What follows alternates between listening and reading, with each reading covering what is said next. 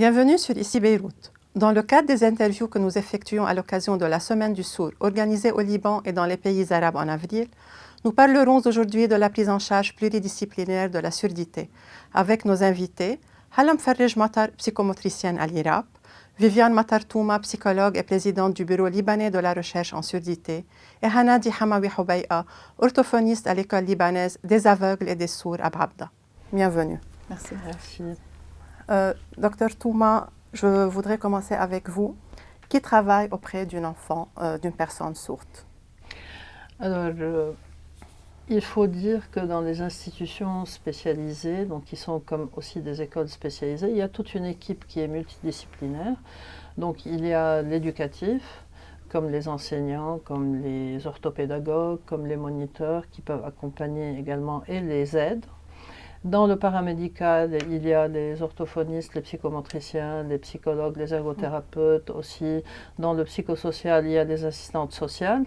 Il y a également dans le domaine médical, il y a tout le temps un ORL, donc médecin, il peut être chirurgien ou pas, une infirmière, un audiologiste. Donc c'est une équipe multidisciplinaire qui peut être soit dans une institution spécialisée, donc pédagogique, soit dans une institution hospitalière également, parce qu'on peut avoir également des enfants sourds qui vont subir l'opération de l'implant cochléaire.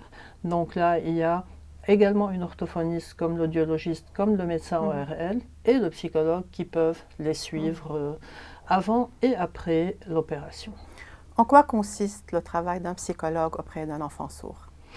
Alors, le travail du psychologue, il a plusieurs volets. Donc, si on prend une institution spécialisée qui est comme une école spécialisée, donc le psychologue, il peut accompagner les enfants qui sont en difficulté. Il peut assurer des évaluations et des bilans en cas de nécessité, c'est-à-dire quand il est demandé de connaître un peu son niveau et son développement cognitif, mais également sa vie psychique, mentale, c'est-à-dire s'il a des perturbations sur le plan affectif, donc on assure des bilans. Également, le volet 2, c'est l'accompagnement des parents. Nous assurons également comme des guidances, des groupes de parole pour les parents tout au long de l'année, qui sont thématiques justement, qui vont les aider aussi à accompagner leurs enfants, parce que chez nous, dans ce cadre-là, on essaye un peu de faire participer toujours les parents à l'éducation de leurs enfants. Donc le psychologue s'occupe un peu de cet aspect-là. Et le troisième volet, c'est quand on assure aussi des formations pour l'équipe multidisciplinaire, justement dans le cadre de ce travail en équipe. Et également, le psychologue peut assurer la préparation de l'enfant qui va être candidat à l'implant cochléaire, sachant que l'implant cochléaire est une prothèse auditive mais un peu évoluée, mais bien sûr qui est dans le domaine un peu médical, c'est une opération. Mais le psychologue va assurer la préparation tant que c'est une opération, donc ça peut être un trauma, s'il n'est pas préparé à ceci, on prépare ses parents à s'adapter à cette nouvelle prothèse qui pourrait peut-être changer sa vie d'une manière ou d'une autre. Et dans le post, c'est-à-dire après l'opération, il y a un accompagnement pour voir un peu son évolution. Donc on est un peu dans ce cadre-là. Okay. Madame Houbaïa, en quoi consiste le rôle justement de l'orthophoniste auprès d'un enfant sourd? Oui. L'orthophoniste est le thérapeute qui est responsable d'évaluer, de dépister et de prendre en charge tous les problèmes au niveau de la communication. Donc nous pouvons parler de la communication orale, on peut parler aussi des troubles d'apprentissage, les troubles de la déglutition et les troubles de la phonation qui ont rapport avec les problèmes au niveau de la voix. Mais comment travaille un orthophoniste, surtout auprès d'un enfant sourd? Il y a 3 axes qui sont très importants. On peut commencer par le bilan. Le premier axe, c'est le bilan. C'est comment évaluer un enfant. On commence par collecter les informations, par une anamnèse à côté des parents. Et après, on passe à l'évaluation des compétences que présente un enfant, et surtout un enfant sourd. Donc, la passation de tests est très importante. Les tests sont toujours adaptés à son âge et à ses compétences. Après les passations des tests, on a une idée générale, c'est quoi les compétences positives, c'est quoi les bonnes capacités d'un enfant à tous les niveaux et surtout cognitives. Donc, l'attention, la concentration, la mémoire auditive, la mémoire de travail, etc., sont toujours évaluées. Et le plus important aussi, c'est de faire un examen clinique, entre guillemets, du langage oral, c'est-à-dire examiner comment il prononce, comment l'articulation des phonèmes et comment sont les praxies bucco-faciales chez un enfant. Donc, suite à ce bilan, un projet thérapeutique est écrit avec la participation des parents et de tout le personnel qui travaille auprès de cet enfant. Et le deuxième axe qui est aussi important, c'est l'accompagnement de la famille et surtout de la maman. L'accompagnement, c'est un gros mot parce que c'est un long trajet. Il faut accompagner la maman dans tout le progrès du langage oral de son enfant, dans toutes les capacités, dans tout le renforcement des capacités. Il faut partager les informations, les nouveautés, parce que ce n'est pas évident toujours que la maman ait ces informations de Google et de l'Internet. Il faut toujours partager le vécu, le professionnalisme dans les activités. Il faut guider, il faut apprendre à la maman les activités qui aident le progrès de son enfant.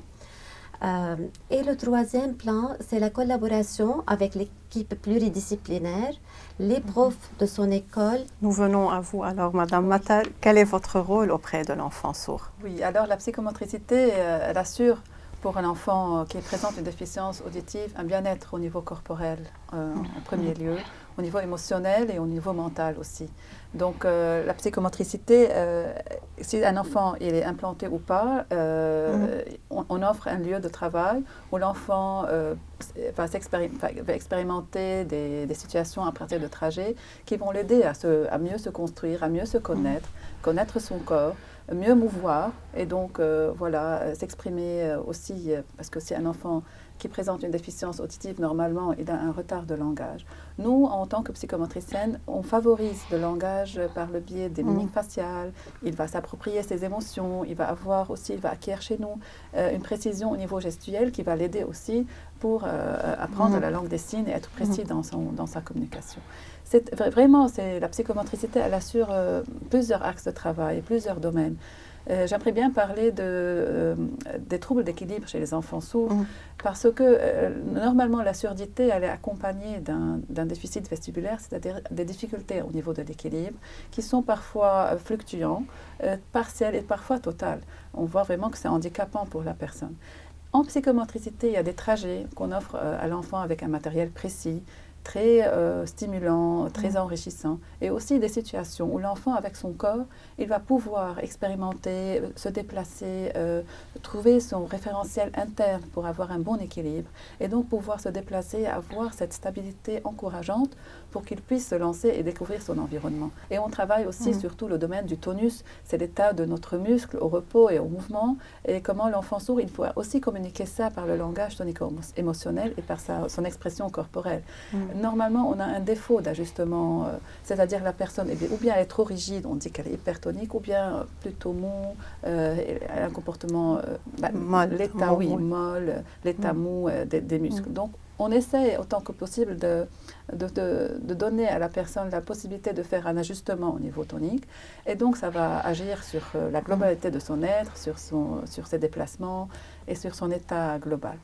Et surtout, il s'agit pour nous qu'il ait une bonne connaissance de son schéma corporel à partir de toutes les expériences sensorimotrices et sensorielles riches qu'on peut offrir. Il va bien sûr se construire un très bon schéma corporel. Il va savoir les parties de son corps, comment les bouger. Il va avoir une conscience de son axe corporel qui va lui donner la possibilité d'acquérir des notions droite-gauche et même être dans l'espace, corporellement dans l'espace et acquérir des notions spatiales et temporelles par le biais de son corps. Bon, à partir de quel âge faut-il intervenir? Parfois, il y a des surdités qui sont familiales. Donc, quand il y a des surdités familiales, donc, il faut déjà soupçonner qu'on peut avoir un enfant sourd. Donc, il faut être déjà dans l'attente de quelque chose. On peut avoir des surdités qui peuvent survenir d'une manière soit accidentelle, soit parce qu'il y a des causes de consanguinité. Donc il y a plusieurs choses à ce niveau-là qui font que normalement le dépistage devrait se faire très tôt. Maintenant, dans le monde entier, il se fait à la naissance. Chez nous, c'est aléatoire, donc il y a dans certains hôpitaux qui sont un peu plus évolués que d'autres et ça se fait un peu tôt.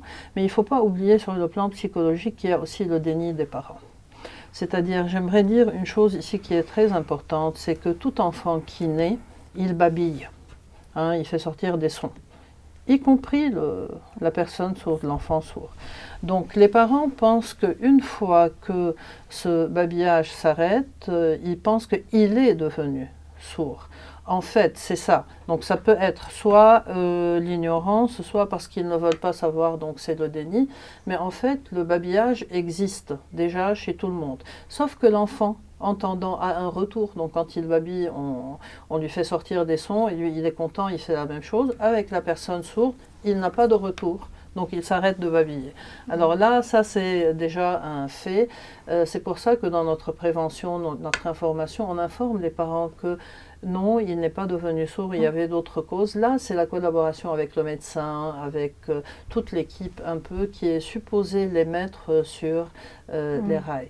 Donc, on peut dire une chose, que le dépistage est supposé être fait tôt, parce que si on va parler de la prise en charge pédagogique, donc de l'éducation précoce, normalement, elle devrait se faire à partir de 6-7 mois.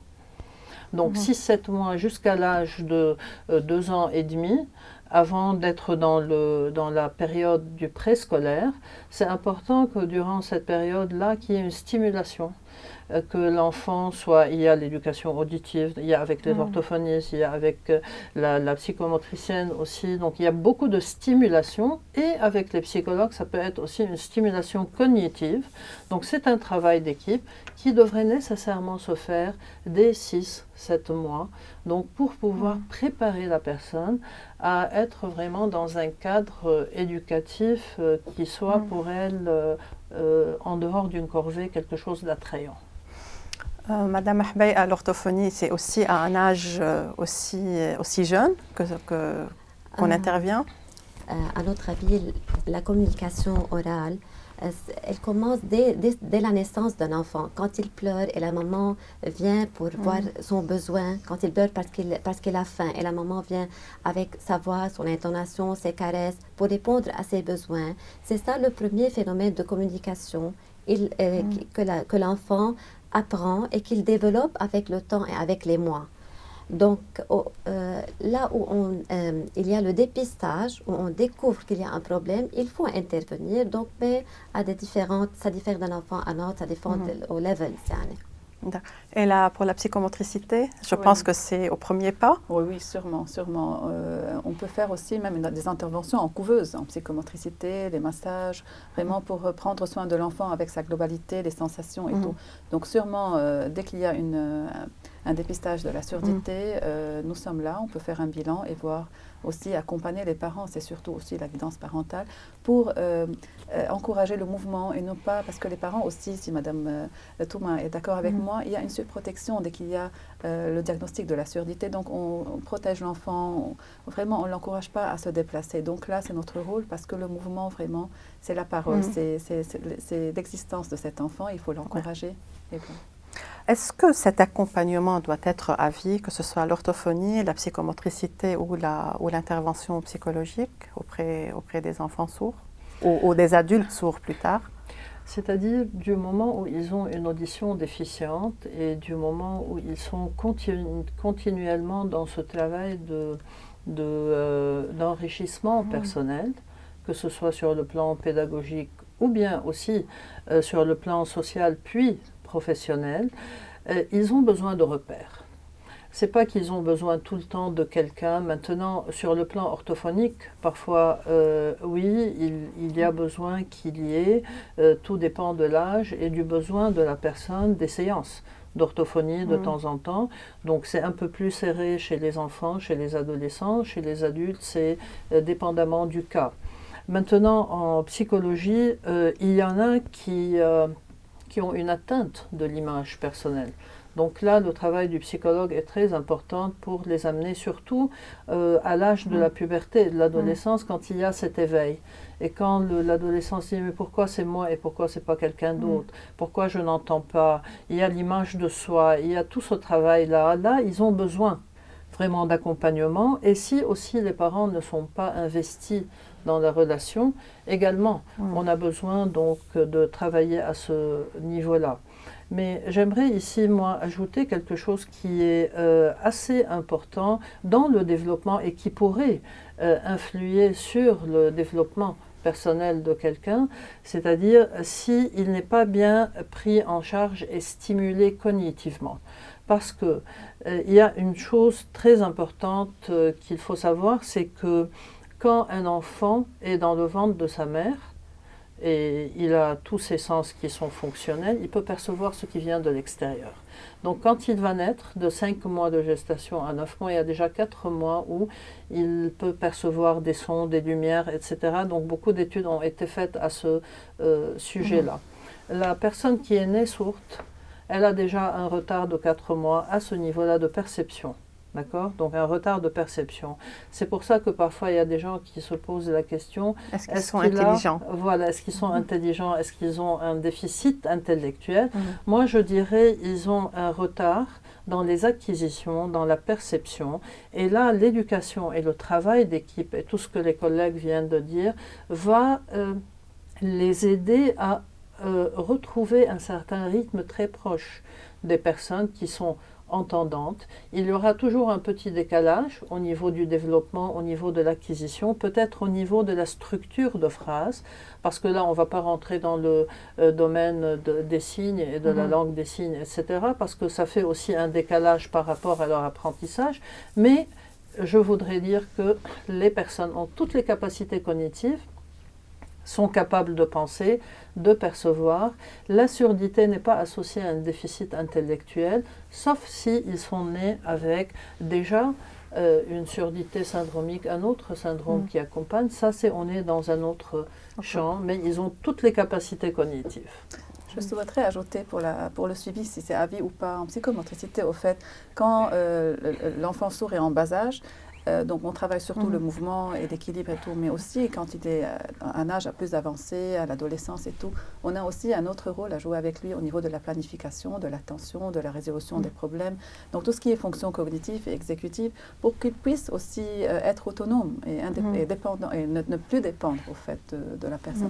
Donc à des âges beaucoup plus avancés, il faut lui donner ces atouts-là avec des exercices aussi corporels, de planifier, de faire attention. Et voilà, c'est plutôt pas juste à vie, mais aux besoins. Une dernière question. Quel conseil donneriez-vous aux parents d'un enfant sourd?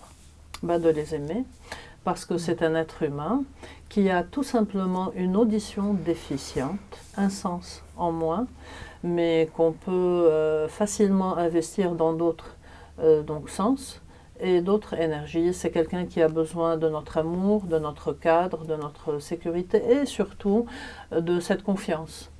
De la confiance qu'il est capable de faire quelque chose, donc il ne faut pas le pousser à faire plus qu'il ne peut, mais il faut déjà l'encourager à faire ce qu'il peut faire. Et moi je pense que c'est ça ce qui leur manque, c'est tout un cadre sécurisant et beaucoup d'amour. Moi je veux dire que pour les parents, c'est l'important de valoriser le progrès d'un enfant sourd, parce qu'un enfant sourd, quand il dit un mot, quand il exprime un mot, il a déjà écouté, identifié, discriminé, compris et pouvoir le dire. Donc c'est ça pour un enfant qui a une déficience auditive, c'est un long trajet, un travail dur pour lui, un travail sérieux. Donc il faut valoriser chez nos enfants tout progrès. Madame Matar, Dr Touma, Madame Hbeia, merci beaucoup. Merci de nous avoir suivis sur Ici Beyrouth. Vous pouvez nous retrouver sur notre site web, notre application et l'ensemble des réseaux sociaux.